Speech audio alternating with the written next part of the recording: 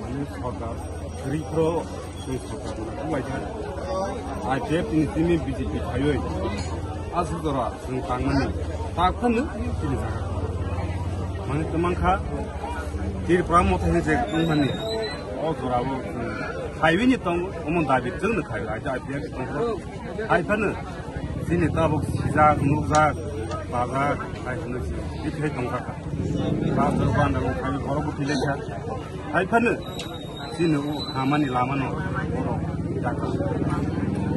Kami waktu kami sana, aku ni bangga waktu kasihnya, bayar ni bangga waktu kasihnya, ini, amalia, kami bangga ni lagi lain.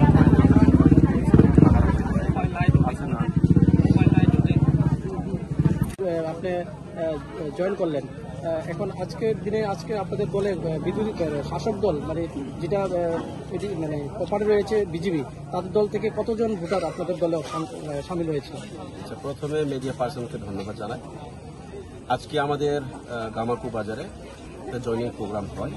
এই joining প্রোগ্রামে আমাদের দলে সামিল হয়েছেন BJP ছেড়ে 18 ফ্যামিলির প্রায় 52 ভোটার আমাদের মহারাজার যে থানসা আইডিওলজিতে ওনারা যোগ দিয়েছেন।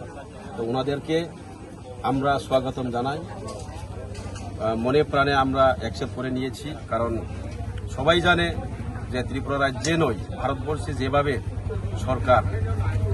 সরকার চালাচ্ছে সেটা গ্রহণযোগ্য নয়। কারণ আমরা এখন মণিপুরের ঘটনা দেখছি, মণিপুরে 3 মাস অতিক্রান্ত হয়ে গেছে, ওখানে এখন পর্যন্ত কোনো কেন্দ্রীয় সরকারের তরফ থেকে কোনো ভূমিকা নেওয়া হয়নি। অথচ দুজনের খোলা ময়দানে রেপ করা হয়েছে, রাস্তায় নামিয়ে সবার সামনে অপমান দেওয়া হয়েছে। এই জঘন্য ঘটনাগুলি কিন্তু আমরা ভারতবর্ষে বোধহয় কোনো রাজ্যে এমন হয়নি, কিন্তু আমাদের মণিপুরে এইভাবে ঘটনা হচ্ছে। সেটাকে যদি ভারত সরকার স্টেপ নেওয়ার যদি প্রচেষ্টা চালায় তাহলে কিন্তু সম্ভব, যে কোনো কিন্তু অসম্ভব জিনিস নয়।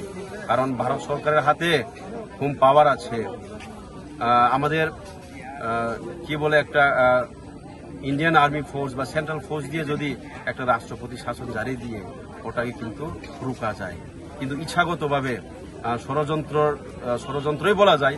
কারণ এখন অবধি এখানে থেমে নাই। তো আমরা সরকারের প্রতিও ধিক্কার জানাই। তাই পাবলিক আমাদের যারা জনগণ আছে দলে দলে কিন্তু বিজেপি ছেড়ে বিভিন্ন দলে যোগ দিচ্ছে। সেই উদাহরণস্বরূপ আজকের আমাদের এই সবাই কিন্তু আমাদের এই গামাকু বাজারে কিন্তু আবার বিজেপি ছেড়ে 18 ফ্যামিলির 52 ভোটার কিন্তু আমাদের মহারাজার থানসায় কিন্তু সামিল হয়েছে, সেটাই প্রমাণ।